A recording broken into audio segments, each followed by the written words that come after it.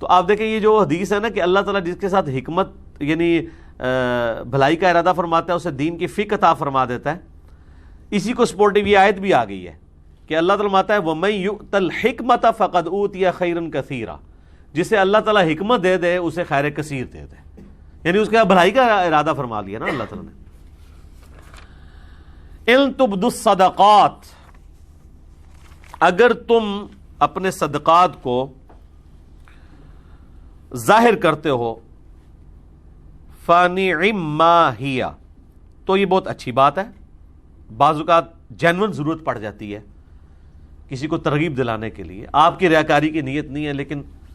بعض اوقات اعلانیہ اس لیے بھی صدقہ اور خیرات کرنا پڑ جاتا ہے کہ جس کو آپ مال دے رہے ہیں یہ نہ ہو کہ وہ پھر 4 بندوں سے اور بھی مانگتا پھرے، تو بعض اوقات 3-4 بندوں کی موجودگی میں مال دے دیا جاتا ہے تاکہ یہ نہ ہو کہ مطلب یہ وہ ایک ہی مسجد کا جس طرح بل ہوتا ہے وہ 50 بندوں سے وہ جمع کر رہے ہوتے ہیں، بھئی بل مل گیا اب ختم۔ تو اس میں پھر بعض کا ضروری ہوتا ہے کہ جب آپ کو ایسے لوگوں سے خطرہ ہونا کہ جو ہر بندے سے وہ مال کریں گے اور پھر آپ کا تعلق بھی ایسا ہے کہ آپ مال دینا بھی ہے آپ نے، ورنہ تو بعض اوقات اگر تعلق والی جگہ نہ ہو تو انسان تو ویسے ہی پھر ایسے لوگوں کو لفٹ نہیں کرواتا، لیکن جن کو مجبوراً لفٹ کروانی پڑ جائے پھر یہ تھوڑا سا اہتمام کر لیا جائے کہ اعلانیہ کر دیا جائے اور باقی لوگوں کو بھی بتا دیا جائے کہ بھائی اس کی یہ ضرورت تھی میں نے پوری کر دی ہے، یہ نہ ہو اب آپ لوگوں سے بھی مانگتا پھرے۔ تو اس لیے اس کی اجازت دی گئی ہے کہ اللہ طرف ہمارے یہ بہت اچھی بات ہے اگر کوئی ظاہری طور پہ بھی خیرات کرتا ہے۔ وَإِن تُخْفُوهَا، اور اگر تم پوشیدہ رکھ کے کرو، وَتُؤْتُوهَا الْفُقَرَاءَ فَهُوَ خَيْرٌ لَكُمْ، اور تم فقیروں کو مال دو تو یہ تمہارے لیے اس سے بھی زیادہ بہتر ہے۔ دونوں آپشن اس لیے رکھ لیے کہ بعض کا جینون ضرورت پڑ جاتی ہے، جیسے میں نے کئی دفعہ بتایا کہ اللہ تعالیٰ کو طلاق ناپسند ہے لیکن ہے حلال۔ ناپسند اس صورت میں ہے جب آپ کسی کے ساتھ ناجائز یہ معاملہ کر رہے ہوں طلاق والا، یا چھوٹی سی بات جس پہ طلاق نہیں بنتی تھی آپ اس ایکسٹریم پہ چلے گئے، لیکن جہاں پہ معاملات بگڑ جائیں وہاں تو طلاق ہی سلوشن ہے، جس طرح کہ آپریشن کرنا بعض اوقات سلوشن ہوتا ہے ایک بڑی کاز کے لیے۔ یہاں پہ وہ بھی حدیث یاد کر لیں، بخاری و مسلم جو دونوں میں حدیث ہے، ہم نے ولادہ سے ویسے اب کلپ بھی اس کا اپلوڈ ہو چکا ہے، 7 لوگ جنہیں عرش کا سایہ نصیب ہوگا، اس میں سے ایک یہ بھی تھا کہ وہ دائیں ہاتھ سے صدقہ کرے اور بائیں کو خبر نہ ہو، یعنی چھپا کے صدقہ کرنا۔ لیکن چھپا کے صدقہ کرنے کے ساتھ اللہ نے اعلانیہ صدقہ کرنے کی بھی اجازت دے دی ہے، اور یہ اللہ کی بڑی مہربانی ہے کہ اجازت دے دی ہے، ورنہ تو ہر وقت یہ خدشہ لگا رہتا کہ جو بھی تھوڑا سا اعلانیہ کر رہا ہے تو وہ ریاکاری کی نظر ہی ہو گیا ہے۔ اب جو اعلانیہ کر رہے ہیں نا اس کے جو دل والا معاملہ ہے نا وہ اللہ کے سپرد ہے، وہ آپ نے نہیں کسی کو کہنا کہ یہ ریاکاری کر رہا ہے، وہ اس نے خود اپنے اوپر چیک لگانا ہے کہ میں ریاکاری کے لیے کر رہا ہوں یا اللہ کی رضا کے لیے کر رہا ہوں۔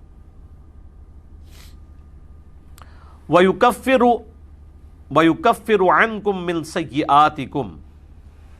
تو ان صدقات کی اللہ کی راہ میں خرچ کرنے کی برکت سے اللہ تعالیٰ مٹا دے گا تم سے تمہارے گناہ۔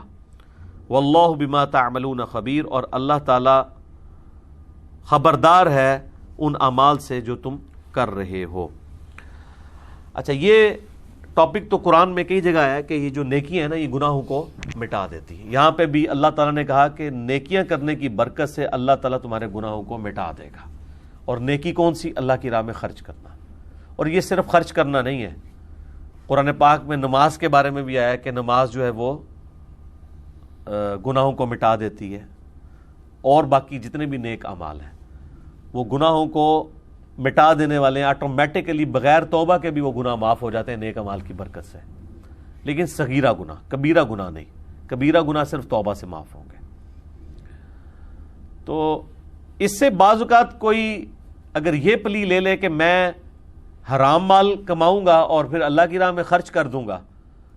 تو خرچ کرنے کی نیکی سے میرا حرام مال کمانے والا گناہ معاف ہو جائے گا،